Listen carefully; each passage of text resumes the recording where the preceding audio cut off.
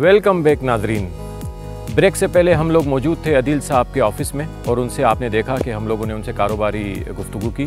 और इस वक्त हम मौजूद हैं अदील भाई के साथ उनके फार्म हाउस पे, और फार्म हाउस पे हम उनसे बात करेंगे उनकी ज़ाती ज़िंदगी के बारे में, कैसी लाइफ है आप। और ये फार्म हाउस आपने हमें जो दिखाया बड़ा ज़बरदस्त और आलीशान आप लोगों ने इस पर काम किया हुआ है, तो इसके बारे में सर कुछ बताएं ताकि फिर आगे चलें उसमें। बस जनाब, इसके बारे में क्या बताएं, हर किसी आदमी का एक शौक़ होता है और मैं इस मामले में बड़ा खुश नसीब हूँ कि अल्हम्दुलिल्लाह मेरा शौक़, मेरे भाइयों का शौक़ एक जैसे ही है। और जानवरों के हिसाब से कुर्बानी के जानवरों का शौक़ हमें सारे भाइयों को रहा है। तो उसी हवाले से एक छोटा सा हमने अपना यहाँ पे जिसको आपने देखा कैटल फार्म बनाया हुआ है, और यहाँ पे तकरीबन पूरे पाकिस्तान से हम जानवर जमा करते हैं, अपनी पसंद के जानवर यहाँ पे लाते हैं, फिर उसकी खिदमत भी करते हैं, टाइम स्पेंड करते हैं इनके साथ। इसी तरह से बस ये अपना शौक़ जो है यहाँ पे पूरा करते हैं। तो सर कैसे वक्त निकालते हैं आप बस फार्म हाउस के लिए, फिर कैसे वक्त अपनी फैमिलीज़ को देते हैं? शौक़ का कोई मोल नहीं, फैमिली तो हमेशा से नाराज़ रहती है। फैमिली तो आपको पता ही है कि वक्त तो किसी की भी फैमिली पूरा जो चाहती है कि वो वक्त मिले उसको, वो हम मर्द तो नहीं दे सकते। लेकिन ये कि अल्हम्दुलिल्लाह आई एम लकी इनफ कि मेरी मिसेस, क्योंकि वो भी खुद भी डर्मेटोलॉजिस्ट हैं और हमारी केमिस्ट्री भी अल्लाह नज़र बद से बचाए अच्छी है, तो उस हवाले से मैं लकी हूँ कि मुझे इतना घर से प्रेशर नहीं होता है, तो जिसकी वजह से ये ट्रेड, पॉलिटिक्स, बिजनेस और फिर थोड़ा शौक़, तो इस हवाले से मैं इसको कंटिन्यू कर लेता हूँ। लेकिन अगर घर वाली सख्त होती तो शायद फिर मेरा मुश्किल था कि मैं इस तरह से मैनेज करता। बिल्कुल सही, बिल्कुल सही। अच्छा, तो अदील साहब आपने कभी बच्चों को अपने हाथ से कुकिंग करके खिलाई है? हाँ अब्दुल्ला भाई, मेरा शौक़ है बेसिकली, अब कुकिंग बनता जा रहा है एक तरीके से। कोविड के दिनों में हम पूरा 1.5 महीना हम सब घरों में रहे। बिल्कुल ऐसा ही। वहाँ से ये शौक़ निकला मेरा एक कुकिंग का, और कुकिंग के हवाले से वहाँ सीखता भी गया, घर पे बनाता भी गया। लेकिन अब जो है ये जो फार्म हाउस भी मैंने डेवलप किया वो इसीलिए कि चलें वीकेंड्स के ऊपर अपने दोस्तों के साथ, फैमिली के साथ बैठ के कोई बारबेक्यू, कोई मटन रोस्ट और इस तरह की चीज़ें यहाँ पे एंजॉय कर सके विंटर्स के अंदर। बिल्कुल।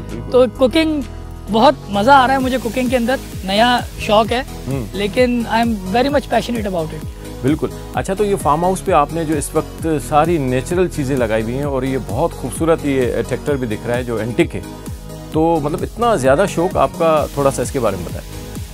बस देखिए जी, नेचर के करीब रहने के लिए मैं समझता हूँ कि सबसे अच्छा शौक़ ही यही है। बिल्कुल कि आप एग्रीकल्चरिस्ट हो जाएं, ज़मींदारी करें, जिसमें आपको पता होता है कि किस तरह से जब आप ज़मीन में बीज बोते हैं और फिर अल्लाह की कुदरत से वो फूटता है, निकलता है। तो ये एक प्रोसेस है। शुरू से सिंध में रहें, शुरू से अपने लैंडलॉर्ड फ्रेंड्स के साथ घूमते फिरते रहें, तो मेरा भी शौक़ था कि एग्रीकल्चर में आए। अल्लाह ताला ने मेहरबानी की कि अल्लाह ताला ने एक अच्छा फार्म दे दिया मुझे, और अल्हम्दुलिल्लाह छोटा भाई मेरा संभालता है, तो अल्लाह का शुक्र है कि अल्हम्दुलिल्लाह we are performing very good in agriculture too. Adeel साहब, एग्रीकल्चर की तरफ आप इन्वॉल्व हैं कुछ? एग्रीकल्चर को आप देखते हैं, या कि एग्रीकल्चर में कभी आपने इंटरेस्ट लिया हो? नहीं जी, बिल्कुल मैं एग्रीकल्चर में देखता हूँ। मैं एग्रीकल्चरिस्ट हूँ। मैं ऐसा इंडस्ट्रियलिस्ट अपनी जगह पर हैं, लेकिन एग्रीकल्चरिस्ट भी हैं। लैंडलॉर्ड बनना तो नहीं चाहते हैं, लेकिन क्योंकि नेचर के करीब का काम है तो इसलिए शौक़ है कि ज़मींदार बने। और फसलें भी देखता हूँ, खुद आके विज़िट भी करता हूँ। अभी पिछले दिनों हमने मकई यहाँ पे सो की हुई थी, बड़ी मज़ेदार मकई हमने पैदा की थी। अभी हमारी अपना वीट लगी हुई है, मस्टर्ड सीड लगा हुआ है, तो मैं आके विज़िट करता हूँ यहाँ पे, यूजुअली विज़िट करता हूँ आके, टीम को भी देखता हूँ, चीज़ें भी देखता हूँ। ओके अदील भाई, मुझे ये बताएं कि आप मुझे एक तो ट्रैवलिंग के हवाले से बताएं कि आपका कोई ट्रैवलिंग का कोई अच्छा कोई ऐसा मुझे वाक़या बताएं कोई, ताकि पता चले कि आपने जो है मतलब कोई ख़ास चीज़ हमें बताएं, कोई ऐसा वाक़या हो ट्रैवलिंग में, कोई ऐसी चीज़। देखिए, ऐसे बड़े किस्से होते हैं। अब जब मैं ट्रैवल भी मेरा एक शौक़ है, बड़ा मैंने ट्रैवल अल्लाह ने करवाया मुझे। एक दफ़ा मैं लंदन जा रहा था, तो वहाँ पे मुझे हिथरो एयरपोर्ट के ऊपर जो ना इन्वेस्टिगेशन सेल के अंदर रोक लिया गया, और 1 घंटा हो गया, 1.5 घंटा हो गया, मुझसे कोई इन्वेस्टिगेट नहीं कर रहा था कि भाई क्यों मुझे रोका हुआ है, मुझे इमिग्रेशन करो और मुझे जाने दो, लंदन अंदर एंटर होने दो। पर मुझे कोई 1 घंटा 1.5 घंटा वहाँ पे रोके रहे, और जो वहाँ पे उनका ऑफिसर आता था वो मुझे यूँ देखता था और चला जाता था। तो मैं भी बड़ा क्यूरियस था, मैंने कहा यार ये क्या मसला हो रहा है, अल्लाह रहम करे, क्यों मुझे ऐसा कर रहे हैं। कोई लगेज भी ऐसा नहीं है मेरे पास जिससे मैं जिसकी वजह से मुझे रोका जाए। फिर कुछ 2.5 घंटे के बाद एक खातून वहाँ पे ऑफिसर आई मेरे पास, मुझसे उन्होंने इंटरेक्ट किया कि भाई आप कहाँ से ट्रैवल कर रहे हैं। मैंने जी बताया जी कराची से ट्रैवल कर रहा हूँ। उन्होंने बताया कि जी आपकी फ़ैमिली किधर होती है। मैंने कहा जी वो हैदराबाद में होती है, सिंध के अंदर। और इस तरह से सारा मामला उन्होंने इन्वेस्टिगेट करना शुरू किया। बाद में आखिर में आके उन्होंने 2-2.5 घंटे के इंतज़ार के बाद मुझे आके उन्होंने कहा सॉरी सर, हमें डाउट था कि जिसकी हमें रिपोर्ट हुई थी कि वो आपका चेहरा और उसका चेहरा बहुत मिल रहा था, तो जिसकी वजह से शक की बिना पे आपको हमने 2.5 घंटे बिठा के इन्वेस्टिगेट किया। तो मैं एकदम मैं गुस्सा तो था मेरे अंदर, तो मैंने एकदम के अंदर उसको बोल दिया। मैंने कहा जी ये क्या तरीका है आपका? मैं अगर अभी मर जाता हार्ट अटैक से या कुछ हो जाता मुझे, तो कौन जिम्मेदार था फिर यहाँ पे? आपने एक शरीफ आदमी को 2.5 घंटे के लिए इन्वेस्टिगेट करने के लिए बिठा दिया है और कोई बात नहीं कर रहा है, बिल्कुल साइड में करके बैठे हुए हम। तो बड़ा मुझे वो याद रहता है। और मैं इमिग्रेशन के टाइम पे जब मेरे छोटे यंगस्टर्स या मेरे बच्चे ट्रैवल कर रहे होते हैं तो मैं उनको किस्सा बताता हूँ ये कि भाई घबराने की बात नहीं होती है, कभी कभार इस तरह से आपकी जो ना हो जाता है और मिसअंडरस्टैंडिंग होती है बेसिकली। तो तसल्ली के साथ ट्रैवल के मामले में अल्हम्दुलिल्लाह काफ़ी ट्रैवल किया है, अल्लाह का शुक्र है। आपको जो है ना ज़्यादा पसंद है? टर्की मुझे बहुत पसंद है। टर्की मैंने बहुत ट्रैवल किया है, कोई 8-10 दफ़ा मैं ट्रैवल करके गया हूँ, ट्रैवल किया है और क्रॉस कंट्री गया हूँ। तकरीबन 8-8 हज़ार 10-10 हज़ार किलोमीटर बाय रोड ट्रैवल किया है मैंने उसको। तो टर्की के हवाले से जो ना आई लव दिस प्लेस। और अगर इन फ्यूचर अल्लाह ने मौका दिया तो एक ड्रीम भी है, ख्वाहिश भी है कि कोई एक अच्छी जगह पे, एक अच्छे आइलैंड के ऊपर टर्की के अंदर वहाँ पे घर हो जहाँ पे आप पीसफुल रह सको, साफ़ सुथरे माहौल में रह सको। तो अगर ये अल्लाह ने मौका दिया तो इंशाल्लाह ताला ये भी करेंगे। बिल्कुल, हमारा पाकिस्तान भी बहुत खूबसूरत है, तो पाकिस्तान के हवाले से कोई अपनी यादें बताएं। पाकिस्तान तो जनाब हमारी रगों में, पाकिस्तान से अच्छा मुल्क तो आपको पता है कि दुनिया में कोई मुल्क हो ही नहीं सकता। पाकिस्तान के हवाले से मैं तो बस ये शुक्र करता हूँ कि जी अल्लाह, अगर हमें कोई चीज़, हम किसी मुकाम पे पहुँचे हुए हैं तो इसी मिट्टी की वजह से पहुँचे हुए हैं, अपने मुल्क से मोहब्बत की वजह से पहुँचे हुए हैं। अल्लाह ताला सब कुछ देख रहा है और उसको दिल का बखूबी वाकिफ़ है। मेरे वालिद साहब ये बात समझाया करते थे कि बेटा जिस जगह पे काम करो, जिस जगह पे रहो, उसकी मिट्टी से मोहब्बत करो, तुम्हें खुद ब खुद वो मिट्टी तुम्हें बरकत देगी। ऐसा ही। तो उसी हवाले से हमने जब पाकिस्तान को तो कभी बुरा ना समझ सकते ना सोच सकते, कितने भी बुरे हालात में आ जाएं हमेशा इधर ही रहेंगे और हमेशा इधर ही इनके हालात को सीधा करने का सोचेंगे, बल्कि मैदान जंग छोड़ के नहीं जाएंगे इसको। बिल्कुल ऐसा ही। तो ये पाकिस्तान के लिए मेरी फीलिंग्स हैं और पेट्रियोटिज़म अल्लाह ने मुझे बड़ी कुदरती तौर पे दी हुई है। बाकी कोई वाक़या पाकिस्तान के हवाले से तो ऐसे बहुत सारे वाक़या हैं पाकिस्तान के, बेशतर डिपार्टमेंट्स के साथ हमारे हड्डे रहते हैं। अच्छा, तो वो ज़रूर होते हैं, अच्छे वाक़यात हैं, लेकिन मैं चाहता नहीं हूँ कि इस इंटरव्यू के अंदर किसी ब्यूरोक्रेसी से मेरा कॉन्फ्लिक्ट हो जाए। नहीं, ब्यूरोक्रेसी से नहीं होगा, आपका बेफिक्र हो जाए। नहीं, हमारे फड्डे ब्यूरोक्रेसी के साथ होते हैं। अच्छा, तो उसकी वजह से मैं चाहता नहीं हूँ कि मैं वो चीज़ें खोलूँ। अब ये पार्ट एंड पार्सल चलती हैं चीज़ें, बिजनेसमैन हैं, कारोबार कर रहे हैं इस पाकिस्तान के अंदर। आपको भी पता है कि पाकिस्तान में कारोबार करना एक मुश्किल था और उम्मीद करता हूँ कि अब आसान हो जाएगा, लेकिन जब मुश्किल था तो उसको काउंटर करने के लिए बहुत सारी ऐसी चीज़ें हमने की हैं और जो बहुत सारी चीज़ें यादगार भी रही हैं हमारे लिए। लेकिन एक किस्सा मेरे साथ ज़रूर मैं आपको शेयर करूँगा कि मैं एक बिल्डिंग बना रहा था।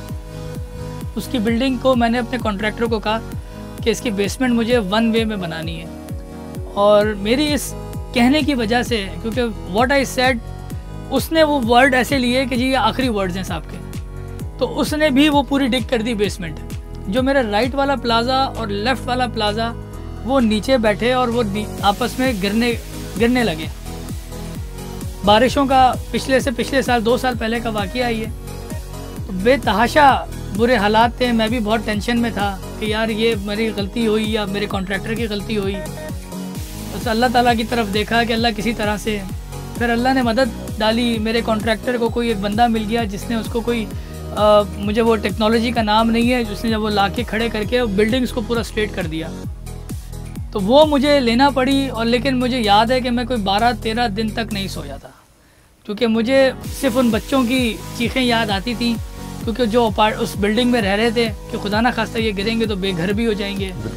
लेकिन अल्हम्दुलिल्लाह मैंने उनको सेफली निकाला, अपनी ज़िम्मेदारी पे निकाला, और हैदराबाद के होटल्स में रुकवाया, स्टे करवाया, उनको फाइनेंशियल लॉस की गारंटीज़ दी, डिप्टी कमिश्नर को जाके बताया, और लोगों को जाके बताया, इन सब लोगों को बताया कि भाई इस तरह से ये एक प्रॉब्लम है, इसको हमने मिल के डील करना है। और अल्हम्दुलिल्लाह वो इतना अच्छा डील हो गया तो वो अल्लाह ताला ने, देखिए नियतों का, मैंने कहा ना कि नियतों के ऊपर ये फैसले होते हैं। तो अल्लाह ताला ने वो इतनी अच्छी तरह से डील करा दिया कि अल्लाह का शुक्र, वो बिल्डिंग आज तक सेफ है, स्टेड है, और मेरी बिल्डिंग भी अल्हम्दुलिल्लाह बन चुकी है। बिल्कुल। अच्छा सर, ये आपके कारोबार के बारे में भी देख लिया और आपके फार्म हाउस वगैरह ये सब जो आपने बताया, मुझे सिर्फ ये बताएं कि आपने इस वक्त आप मौजूद हैं हैदराबाद में और आप सिंध के शहर हैदराबाद में हैं, तो आप मुझे उसकी उस आवाम के लिए, जो गरीब हमारी आवाम है, उसके लिए आपने अपनी कैपेसिटी में कुछ ऐसा प्लान किया है? देखिए अब्दुल शेख साहब, मैंने तो आपको उधर भी दफ्तर में भी बताया था कि मेरी ज़ाती हैसियत से तो जो मैं कर सकता हूँ वो कर सकता हूँ, लेकिन मैं फिर ये कहूँगा कि मेरी नहीं, मेरे वालिद मोहतरम वो अपने आखिर का सफ़र आसान करते हुए इस तरह से गए कि वो भी सोशल एक्टिविस्ट थे। अल्हम्दुलिल्लाह मेरे दादा के नाम के ऊपर एक पूरा अस्पताल इस टाइम के ऊपर चल रहा है, under the supervision of Lions club. और उसके बाद फिर मेरी अपनी प्राइवेट जगहों के ऊपर हमने क्लिनिक्स खोली हुई है। ज़बरदस्त। प्राइवेट जगहों के ऊपर फ्री ऑफ कॉस्ट राशन और फ्री ऑफ कॉस्ट खाने चल रहे हैं वहाँ पे, हमारे अल्हम्दुलिल्लाह बिजनेस की तरफ से या हमारे दोस्तों की मुश्तरका काविशों की तरफ से। इस तरह से बेशतर ऐसे काम है जो हम अपनी इंडिविजुअल कैपेसिटी में कर रहे हैं, लेकिन हम ये समझते हैं कि ये ठीक नहीं है। हम ये समझते हैं कि हमें अब जो काम करने की ज़रूरत है वो लोगों को कारोबार कराने की ज़रूरत है। सही है। जब तक हम लोगों को कारोबार नहीं कराएंगे, वो एक देर पा सोल्यूशन नहीं निकलता पाकिस्तान के लिए, लेकिन उसके लिए कोई टीम नहीं बन पा रही है। देखिए मैं यहाँ पे नाम लेना चाहूँगा डॉक्टर अदीब रिजवी का। जी। SIUT का इंस्टीट्यूट वहाँ पे खोला उन्होंने, उनके साथ वो डॉक्टर्स की टीम थी जिसने SIUT को खड़ा कर दिया। I am sorry to say this, लेकिन doctor Adeeb Rizvi was not alone, it was entire team. I went to doctor Adeeb Rizvi, मैं गया उनसे, मैंने रिक्वेस्ट की कि आप हैदराबाद के लिए भी आ जाएं, बातें भी चलती थी। कमिश्नर होते थे यहाँ पे अब्बास बलोच साहब, वो मेरे साथ बड़े क्लोज लाइजनिंग में मौजूद थे। तो मैंने अपने ही घर के एक यूरोलॉजिस्ट की कमिश्नर साहब से मुलाकात कराई। उन्होंने कहा यार मैं अदीब रिजवी साहब से बोलूँगा कि मिलें। अदीब रिजवी साहब ने कहा कि यार मुझे एक डॉक्टर नहीं चाहिए, मुझे पूरी टीम चाहिए। और उनका कहना यह था कि जो ऑनररी काम करें। तो मेरा सवाल था कि जी ये डॉक्टर अगर ऑनररी काम करेगा तो वो खाएगा कमाएगा क्या? खाएगा कमाएगा क्या? सही कह रहे हैं। तो देखें, अब ये हुकूमत वक्त का काम है कि उसने किस तरह से मैनेज करनी है इन चीज़ों को। डॉक्टर अपनी सर्विसेज दे सकता है, उसका जो भी कम हो ज़्यादा हो, आपने उसको कुछ तो ऑफर करना है ना। बिल्कुल ऐसा ही है। तो ये सारी बुनियाद है हमारे कामों की कि हम थोड़ा सा अनप्रैक्टिकल हो जाते और काम नहीं कर पाते। सर स्पोर्ट्स में दिलचस्पी रही है आपकी? जी बिल्कुल, स्पोर्ट्स में दिलचस्पी रही है और मैं तकरीबन सारे ही स्पोर्ट खेला है। स्विमर बड़ा अच्छा रहा हूँ, स्कॉश खेलता रहा हूँ, टेनिस खेलता रहा हूँ, बैडमिंटन खेलता रहा हूँ, लेकिन जो पैशनेट था जिस स्पोर्ट्स के अंदर वो एक क्रिकेट थी और दूसरी स्विमिंग थी। तो क्रिकेट के अंदर आई एम लकी इनफ कि मैं ही वो कैप्टन था जो फाउंडेशन पब्लिक स्कूल मेरा स्कूल था, और उसकी जो कप थी, ट्रॉफ़ी थी, मेरी रनर अप ट्रॉफ़ी थी, चैम्पियन मैं नहीं था। तो एज अ कैप्टन टीम में था और इंटर स्कूल में जीत कर आया था। तो जब मेरी बेटी उस स्कूल में गई तो उनके प्रिंसिपल ने कहा कि बेटा ये तुम्हारे बाप का स्कूल है और ये ट्रॉफ़ी तुम्हारा बाप लेकर आया था, आज तक वैसी की वैसी रखी है। तो अच्छा दिन होता है, खुशी होती है बंदे को ये सुन के। तो क्रिकेट और स्विमिंग के साथ बहुत लगाव रहा। ज़बरदस्त ज़बरदस्त। अच्छा सर, तमाम सवालात हो गए, अब मैं आपसे जो सवाल कर रहा हूँ वो ये है कि मुझे कोई अच्छे खुशी के लम्हात बताएं और जो गम के आपके लम्हात हैं उसके बारे में भी थोड़ा सा। अब्दुल शेख साहब, जब खुशी का लम्हा तो सबसे ज़्यादा मेरी ज़िंदगी में वो था जब मेरी प्रमोशन हुई थी। और प्रमोशन ऐसे हुई थी कि जब चले शादीशुदा तो हो गए थे, लेकिन अल्लाह ताला ने जब मुझे रहमत दी, मेरी बेटी मेरे पास आई, तो उससे बड़ा दिन मेरे पास मेरी ज़िंदगी में नहीं था, क्योंकि मैं उस वक्त बाप बन गया था। तो बहुत बड़ा दिन था मेरे लिए, बड़ी खुशी थी मुझे माशाल्लाह उस दिन की। उसके बाद फिर अल्लाह ताला ने अल्हम्दुलिल्लाह ऐसी खुशियाँ मुझे 3 बार और सुनवाई। तो लेकिन जो पहली खुशी थी वो उस खुशी का कोई मैच नहीं। कोई मैच नहीं है। सर कोई गम का कोई बताएं कि आपकी ज़िंदगी में कोई ऐसा मतलब गम का दिन ज़िंदगी में मेरे जो ना सबसे बड़ा दिन जो गम का, या मैं कहता हूँ कि उससे बड़ा दिन मेरी ज़िंदगी में नहीं आ सकता, वो मेरे वालिद साहब का इंतकाल था।